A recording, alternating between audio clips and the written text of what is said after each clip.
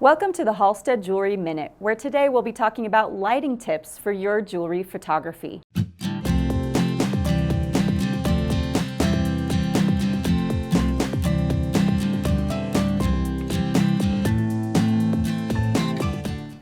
Great lighting is absolutely critical to showing your work in the best possible light. You'll want to really work on illuminating the foreground and the background of your jewelry pieces in order to give the best possible representation of your work and get more sales as a result. So today we're going to take you through 3 different lighting setup options. The first is using natural daylight, which is free, easily available, and can be used very effectively. The second is a lightbox setup, like this shown here. This is the recommended option we'll take you through, but you can also achieve great results with the third setup option, which is a light tent. We'll take you through all that information today on the Halstead Jewelry Minute. Your first lighting option is to use natural sunlight from a window in your workspace.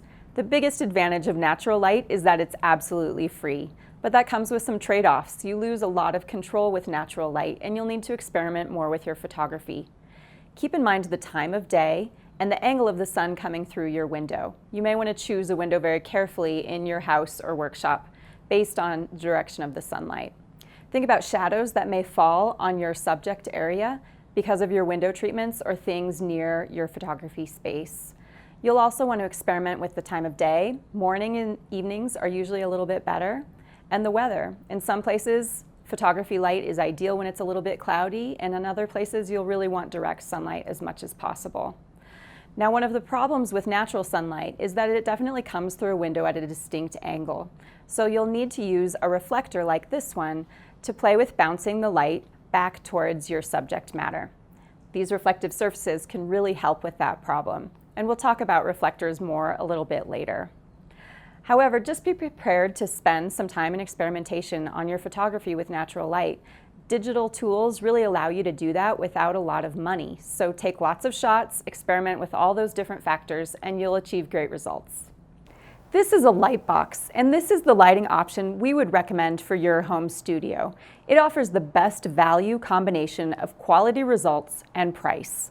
So those are the 2 primary advantages of the light box. You can achieve really professional results with a little bit of practice, and the cost is fantastic. So this particular type of light box will range in price from between $20 to $100.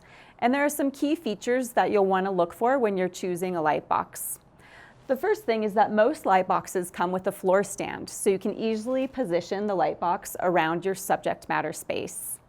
The second feature is a diffuser. On the face of your light box, you have a piece of translucent white fabric that will allow your light through and soften and diffuse that light for the best photographic effect.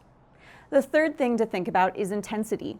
Now, light boxes at the lower end of the price spectrum probably won't have adjusting devices, but if you spend a little bit more money, you'll find a light box that has switches or dials that will allow you to vary the intensity of the light.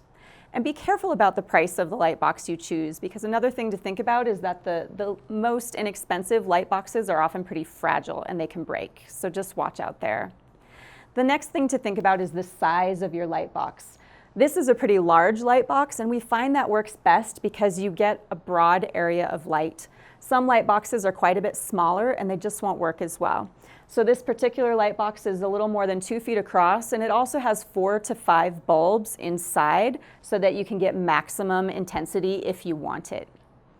Another thing to think about is the bulbs in your light source. So there are 2 things here. The color of the bulb is important, and for jewelry and metal photography, we recommend a 5000 K daylight color temperature bulb like this one here. A spiral bulb is also helpful in diffusing that light a little bit more.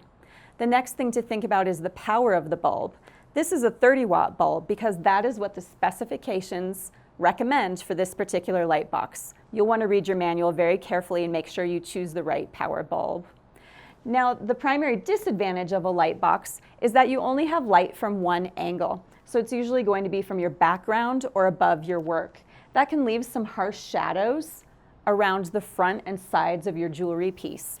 So as a solution, we recommend purchasing an inexpensive set of reflectors. You can get a set of reflectors like this for about $10, or you can even make your own at home using tin foil and things around the house.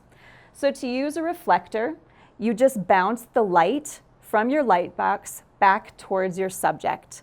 So you can kind of fill in those shadow areas and experiment with taking different photographs of your work to get the best results possible. Your next option is a light tent, which is probably the most popular choice for lighting setups in jewelry photography. Some of the advantages of a light tent are really the quality you can achieve with this particular setup. You'll get beautiful professional quality photographs that have brilliant lighting and great effect for your work. Another advantage is that this particular setup has 360 degrees of beautifully diffused white light. That means you won't have harsh reflections, shadows, or glare on your work when you see the final photographs come through. Now, some of the cons of the light tent are that it is a little bit more expensive.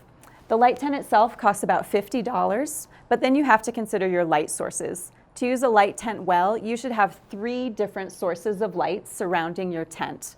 Each of these floor lamps can start at about $20 each and then go on up from there. So the cost can accumulate a little bit. Another thing to consider is that this pop-up box has kind of limited space to work in with your hands inside. So it's easy to knock things over, and it can be a little bit tricky to set up complicated compositions. You're also out of space for things like a reflector. That's just not going to fit inside. Something else to consider is just the space this will take up in your studio or workspace. There are more moving parts that you need to store, maintain, and keep set up for photography. So we've presented 3 different options for lighting for you today, and whichever you choose, you can achieve fantastic results for your jewelry photographs. Thanks for joining us today, and best of luck in your home jewelry photography studio.